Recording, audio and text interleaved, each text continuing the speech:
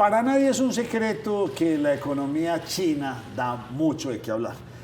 Pero no solamente la economía, cómo se están recomponiendo ellos en la geopolítica, qué influencia quieren tener en el resto del mundo.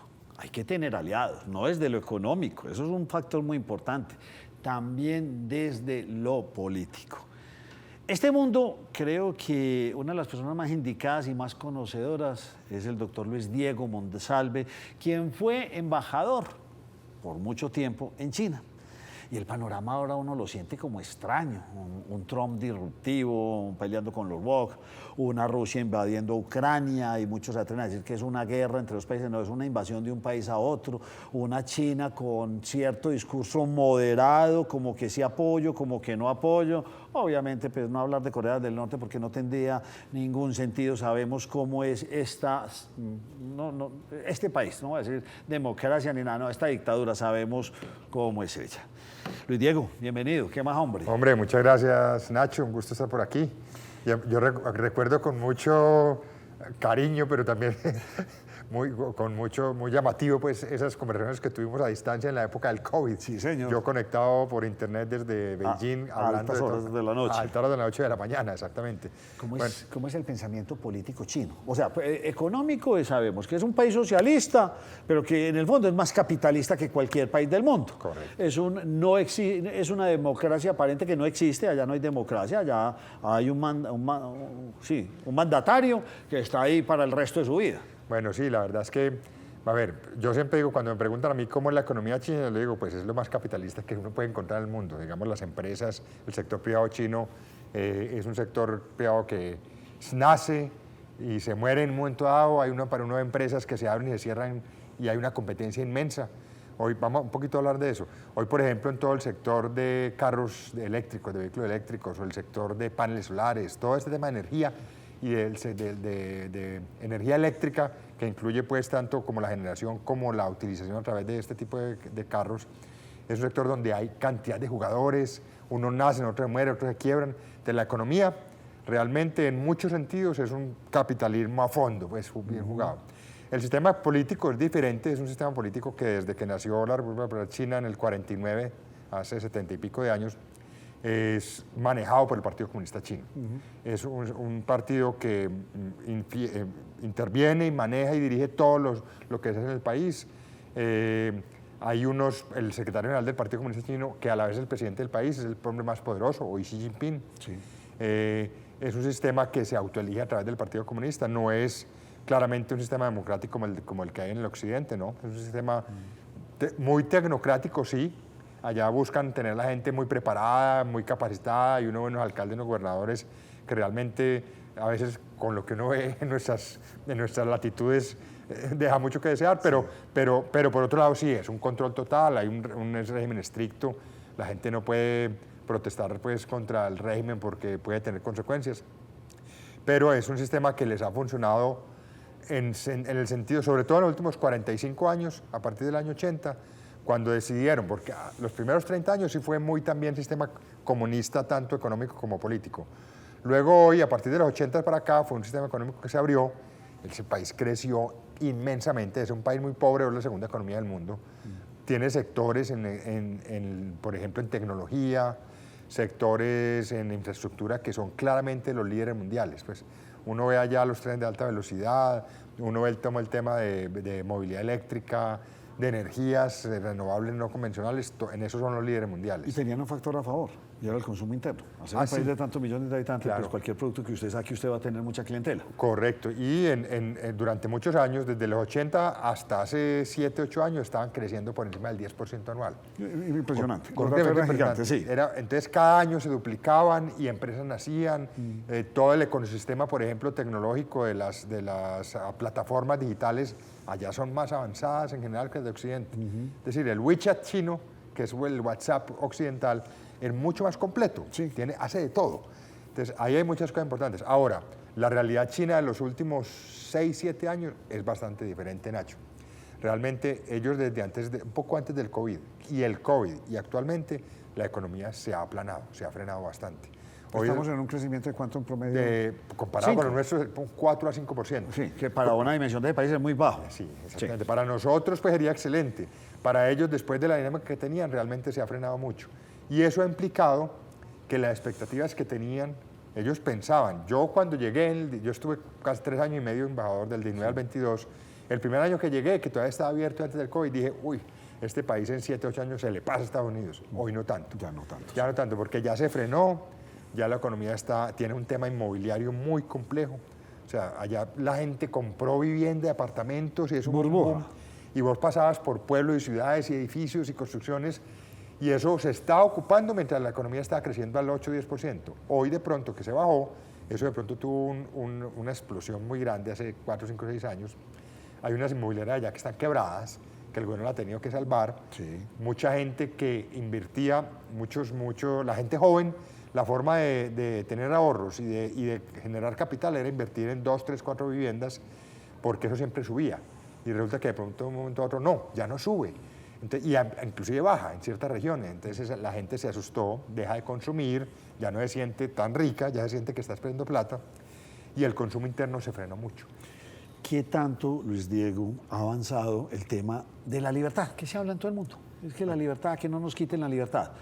¿Mejoró o todavía sigue siendo un país que tiene mucha presión? No, es un país, mira, yo digo que en tema económico hay un buen grado de libertad, es decir, vos puedes montar un negocio, puedes meterte en cierto tipo de actividades económicas con bastante libertad y en ese sentido, pues, puedes moverte, hay mucha seguridad. Voy a empezar a hablar de la parte buena, vos te puedes mover libremente con seguridad por todo el país y es además completamente seguro, pero claramente, el día que querés opinar políticamente, tenés que tener cuidado. No hable de política. No hable de lo que quiera, pero sí, no hable de política. El que habla de política... Muévase por donde quiera, no tiene ningún problema, vaya donde quiera, salga del país, entre. En ese sentido, las libertades no están cooptadas como hace tiempo. Correcto, pero ya a nivel político sí sigue siendo muy exigente. Es decir, si tenés...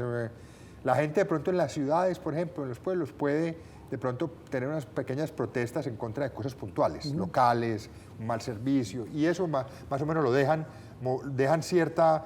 que haya cierta reacción, pero si voy a empezar a hacer una crítica a la política general del gobierno, no podés.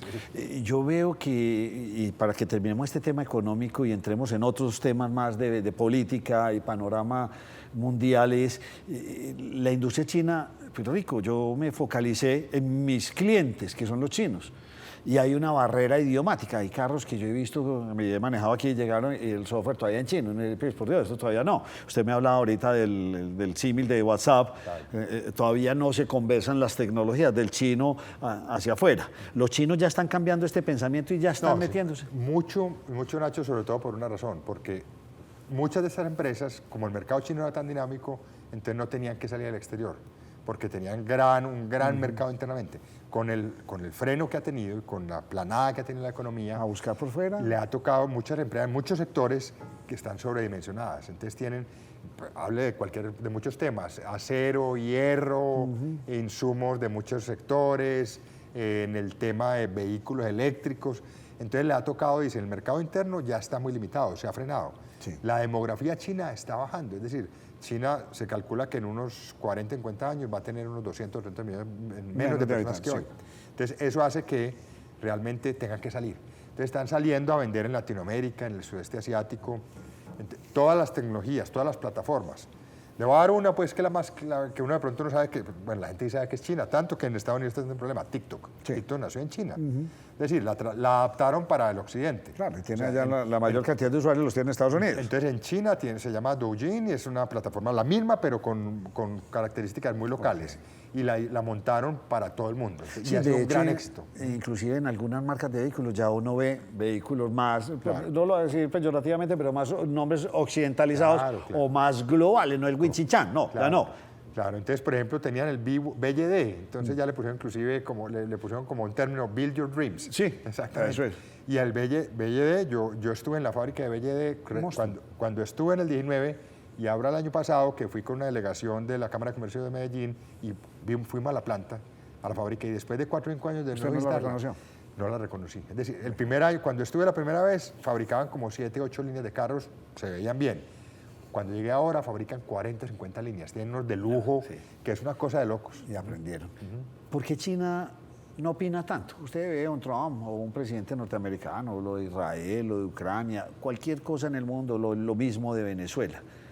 Digamos, China, digamos que apenas está empezando a tener un aspecto militar, tratando de que sea relevante y tratando de llegar a, no sé, de igualar a los Estados Unidos, ni siquiera a Rusia, porque Rusia es mucho, pero aparente. Sí.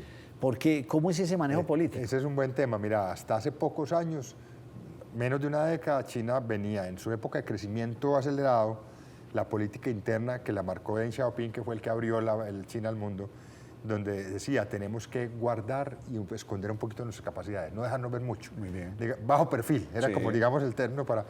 Y en ese sentido, ellos decían, no déjenos, nosotros tenemos que fortalecernos, ser más fuerte económicamente, crecer. El ejército lo ha crecido muchísimo, bueno, fortalecer todas las áreas, pero que no se note mucho en el mundo. Entonces, eso cambió con Xi Jinping, el nuevo presidente, ya lleva 12 años, pues va para 13, que llegó y dijo, no, ya China ha crecido suficiente como para que seamos más relevantes en el mundo. Entonces, en foros internacionales, en la ONU, en muchos sectores, ya la China sí habla más duro.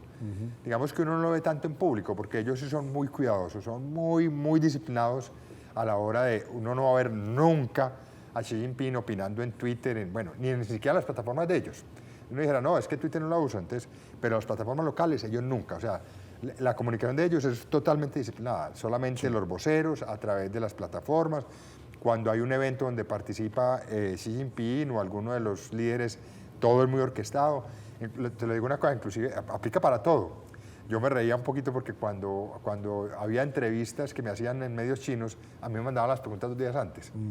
Que aquí nosotros estamos hablando es un poquito... Sin preguntas, sí. Sí, más libre, digamos. Sí. No, allá era y para todo. Entonces uno ya venía ya libreteado, ¿cierto?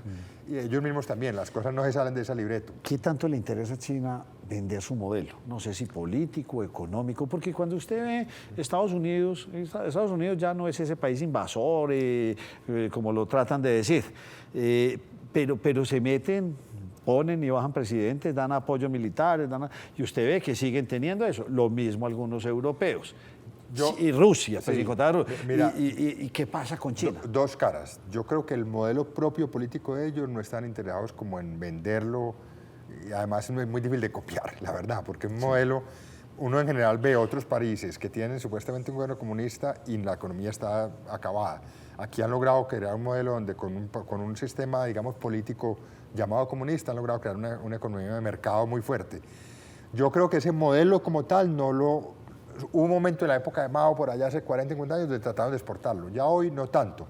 No el modelo político, pero sí, lo que sí quieren es tener más influencia con países, tener más relaciones, más cercanía, y que muchos países jueguen en la línea con ellos en los foros internacionales. Entonces, digamos, por ejemplo, en la ONU, ellos buscan influir en los países y generar más acercamiento y tener peso con muchos países para que los países estén a favor de ellos. Explíqueme una cosa desde su conocimiento, porque usted conoce bien. ¿Por qué esta invasión Rusia-Ucrania, China como que sí, como que no? Bueno, eso estando en ese territorio, porque claro, es que es su zona de influencia. Mira, porque para ellos, claramente su rival mundial es Estados Unidos, está claro. Digamos que Estados Unidos es la economía número 1 del mundo y el líder político, digamos, el país con la política más fuerte en el mundo. Entonces China aspira obviamente a equipararse. Hay gente que dice, no, China quiere el número 1 por encima de Estados Unidos. Puede que sí, pero digamos que por el momento su política es, nosotros somos de un tamaño que ya estamos casi equivalente a Estados Unidos, acercándose, y queremos que el mundo nos respete a los dos, que a nosotros nos miren de igual a igual. Ese es el pensamiento Ese es el chino. pensamiento Muy chino. bien. Eso, no quiero ser el líder. Listo. Entonces, pero por ahora que de igual a igual. Entonces, en ese sentido, cuando Estados Unidos, digamos, hasta hace muy poquitos años, apoyó mucho a China económicamente para que creciera, y están ligados económicamente de una manera que es difícil de ligar. Es decir, el mercado de Estados Unidos, gran parte es por la producción china, los bonos de Estados Unidos los tienen los chinos, bueno, ahí, eso no es tan fácil de ligar, pero ahí están. Entonces, hoy la verdad es que a raíz de eso, y como digamos Rusia, antes de la invasión, Rusia se había acercado mucho más a China. Habían sido rivales políticos. Tuvieron por ahí unas medio guerras pequeñas en los años 60, 70, Y sin embargo, dada la rivalidad con los Estados Unidos, por ahí dicen a veces que el enemigo de mi, de hecho, el amigo o el enemigo de mi enemigo es mi amigo. Sí. Entonces, de alguna manera se han acercado a Rusia porque saben que Rusia le está haciendo contrapeso a Estados Unidos políticamente hablando y militarmente hablando. Esa es y además, y pongámoslo en términos prácticos, a China le conviene, digamos, poner a Rusia en un estado un poquito más de debilidad porque le compra, por ejemplo, todo el combustible. Y materias primas. Entonces China de cosas, sí. y India también le están comprando a Rusia materias primas, combustibles a descuento, a precios mucho más baratos. Sí. Mientras que los países occidentales le ponen sanciones a Rusia y no le compran, todos los productos los están vendiendo a estos países y los favorece. Entonces están jugando un juego pragmático. El pragmático es, nosotros dejemos que Rusia desgaste a Europa y Estados Unidos con su guerra en Ucrania, nosotros ni la apoyamos ni la rechazamos, aunque de alguna manera cuando le compran a Rusia y la mantienen completamente activa, pues le están medio apoyando implícitamente, sí. pero tampoco lo hacen público, ¿cierto? O sea, pero no están casados. No, yo creo que están casados de conveniencia. Casados de conveniencia. O sea, es decir, si mañana Rusia se cae o si Putin de pronto le dan un golpe de Estado, China va y al día siguiente se sienta con el que llegue. Entonces, oiga, yo le hago una pregunta porque usted que estuvo viendo tanto, ¿por qué Rusia no es una gran potencia? El país más grande del mundo, en kilómetros, eso es descomunal, no es el país con mayor población ni una población muy grande. Rusia, ¿cómo entenderlo? No, hay muchos factores, pero el uno es que obviamente es una geografía inmensa, el más grande del mundo, como 2 veces y media por encima de cualquier otro, pero la población es una población solamente como de 140, 150 millones de habitantes. Sí. Tiene el problema de la demografía también, se le está bajando, es decir, a la vuelta de 80 años van a ser 100 millones. Sí. Y nunca, como no es una comunidad tan grande y con una población tan grande como China que logró desarrollarse, internamente todavía no es diversificado. O sea, Rusia todavía vive mucho de las materias primas. Entonces, y hay políticamente, si es un país que alcanzó a ser medio democrático, volvió a ser un país, una dictadura. Sí, total. ¿Y cómo ve usted la entrada en el juego geopolítico hoy de Estados Unidos? ¿Cómo percibió usted? Me imagino que desde su industria, usted que trabaja en una industria de dientes y todo este asunto, ¿cómo vio usted o cuál es la percepción? Como empresario y como hablando de politólogo claro. también aquí. Bueno, no, pues la verdad, lo primero es que con el triunfo de Trump la gente sabía, claramente lo estaba diciendo, América primero, Estados Unidos primero, y todas mis políticas eran orientadas a que lo que le convenga a Estados Unidos. Eso es una versión completamente diferente a los gobiernos anteriores, sobre todo el de Biden, que era más, hombre, Estados Unidos va a influir positivamente, va a ser amigos, va a hacer alianzas. Trump llegó con una política de frente, él dijo, a mí todo lo que le convenga a Estados Unidos, y él tiene unas políticas, algunas, digamos, yo tengo como una dicotomía, yo digo, hay cosas que son interesantes para Estados Unidos, hombre, Estados Unidos de pronto necesita fortalecerse económicamente, tener menos regulación, ser más, dinamizar su economía, pues eso está bien, ¿cierto? La otra cara de la moneda son políticas como la migratoria, como el tema de aranceles, ahí digamos que eso puede, si los aplica, yo lo veo todavía hoy como una carta de negociación. Él quiere poner a todos los países a que prendió la alerta. Y ahí está la cartica, tranquilo. Correcto. Entonces, con Canadá, con México, con Europa y con China también, todos les dice, si ustedes no logramos de hacer políticas que estén beneficiando a Estados Unidos, yo les aplico aranceles, ¿cierto? O yo les pongo otras sanciones. Es una forma de actuar fuerte. No, y de un grado que ya, pues, como hablando al estilo de nuestro presidente, esas sanciones no iban a afectar a los de las camionetas, como dice él. Claro. No, esto iba a afectar, era la clase obrera y campesina. Estamos hablando de 500 y pico de mil familias que viven del café, los bananeros que usted y yo conocemos, los otros del aguacate. O sea, esto iba a ser una debacle de una dimensión gigante. El domingo, cuando se armó todo este rollo, yo creo que todos los empresarios que tenemos versión exportadora realmente estábamos muy preocupados. Pero además no solamente empresarios, porque dirá el presidente, no, es que los ricos son los que tienen que sufrir. No, detrás de eso hay una cantidad de familias en muchos sectores que dependen de la relación económica con Estados Unidos. Realmente no, era una pelea muy mal casada. Menos mal, diría yo desde mis palabras, primó la sensatez. Sí. No sé si directamente desde el presidente o desde todo su entorno. Primó la sensatez porque nos íbamos a ir hacia el otro lado bien complejo. No, no, si las cosas seguían, el lunes la bolsa se hubiera vuelto nada, el dólar se hubiera vuelto nada. No, es que muy fácil, busquemos otros mercados. No, no está fácil. ¿Usted qué es exportador? ¿Cuándo se construye un mercado y cómo se construye? No, es muy difícil. Mira, no, pues en el sector que yo estoy, nosotros, nuestra empresa, estamos muy diversificados, pero en el mercado de exportación Estados Unidos sigue siendo muy importante, además de las mejores rentabilidades. Entonces, si eso no es como de que me voy para Francia, señores, vea, ya no estoy exportando, entonces aquí les tengo tantos implantes dentales y ya hagamos negocio. No, eso no es así de fácil. No, construir un mercado se demora décadas. Uno a la vuelta de 10, 15 años apenas está teniendo buenas relaciones con un cliente, aprende a conocer cómo entrar, la logística. Entonces no es como decía el presidente, que es que no, salgan a buscar otro mercado, no, no es muy fácil. Y le cambio ahora la pregunta y volviendo al inicio. Entonces uno siempre empieza en China en que voy a traer cosas baratas. Usted en China es clarísimo, usted consigue bueno, regular y malo, eso está clarísimo. Y ya depende de la calidad que usted quiera, obtendrá su producto. Correcto. Pero siempre pensamos en traer cosas. ¿Qué tan potencial es este mercado, digamos, para su nicho de negocio en el que usted trabaja o para otros sectores de la economía colombiana? Mira, yo sigo pensando desde que estuve allá y lo he venido diciendo cada que me invitan a conversar sobre el tema de la economía china. Colombia compra mucho China, el primer mercado de importación de Colombia es China, sí. Porque es que toda la manufactura, el 40% de la manufactura mundial es China, entonces nosotros electrodomésticos, equipos, bueno, lo que uno quiera, tú coja lo que quiera, encuentra y dice Made in China, ¿cierto? Es el primer fuente de importación colombiana. En exportación, Colombia históricamente y todavía hoy es un muy mal exportador a China comparado con el resto de Latinoamérica. Uno ve los chilenos, los peruanos, los brasileños, los argentinos, los ecuatorianos, todos le venden muy bien a China. Colombia no ha sabido. Yo creo que hay esfuerzos que se van logrando. Entonces, por ejemplo, el café, ya cada vez entra más a China. El café colombiano ya, yo creo que a la vuelta de 3, 4, 5 años, el café colombiano, China podría ser seguramente el segundo o tercer mercado para Colombia de café. Perfecto. Carne se empezó a vender, entonces la exportación de carne. Pero decir, pues siendo muy sincero, que de la noche a la mañana China va a reemplazar el mercado de Estados Unidos, imposible. Venga, mi pregunta es importante y usted la debe tener la respuesta. Tengo entendido que en Perú se está haciendo el megapuerto. Correcto. De la mano de los chinos. Correcto. Y Colombia en el Pacífico estamos cero. Es gravísima la situación. Sí, o sea, para usted como exportador mandar de aquí a Buenaventura, es más, creo que no hay ninguna conectividad entre Buenaventura y China. Pero, no, la hay, pero barcos pues, de abajo sí. Muy pequeños.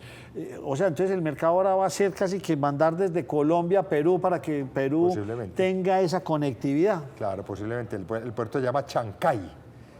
Y como suena parecido a Shanghái, sí. En China, entonces los peruanos dicen de Chancay a Shanghái es una gran potencia. No, Perú le exporta bastante a China, Chile le exporta bastante a China. Entonces digamos que ese puerto de Chancay seguramente será un hub para despachar mucho a China. ¿Y qué tanto ha frenado esa proyección de exportaciones de Colombia, dado que no tenemos infraestructura o es muy precaria? Esa es una de las muchas razones. Yo creo que hay un tema físico, infraestructura, hay un tema de mentalidad. Yo también creo que mientras que los peruanos y los chilenos se fueron en los años 90 a China y a Corea. Nosotros llegamos con usted en el 2019, no más, sí, porque casi que esa es la realidad. Entonces, realmente Colombia no lo ha visto. Y le puedes preguntar a muchos analistas que miran al Pacífico y dicen Colombia no ha faltado mirar al Pacífico. Y Puerto Antioquia, una muy buena solución, pero yo diría que una buena solución y muy importante, pero no sé si para mirar a Asia. ¿Por qué? Porque es que igualmente hay que pasar por el canal y ahí tiene usted el primer sobrecosto. En cambio, ustedes de Buenaventura, usted puede quedar, pero ya nos ganaron la carrera con ese puerto. Sí, pero Buenaventura es el puerto que tenemos, es el que hay y no está mal, ¿cierto? Pero habría que potencializarlo. Se habla mucho de otro puerto en Tumaco. Los chinos han estado interesados en ese puerto, pero le ha faltado todavía dinamismo. Luis Diego Monsalve, ex embajador en China. Muchas gracias. Gerente, ¿usted está de gerente hoy? No, ya no, porque desde que volví a China ya estoy en la junta directiva y socio. Ok, pero seguimos con usted y va súper bien. Correcto, así es. Mucho mercado, mucho bien. Mercado, exportando y generando buena cantidad de responsabilidad social. ¿Qué quiere decir? Empleos. Correcto. Muchas gracias. Gracias, Nacho.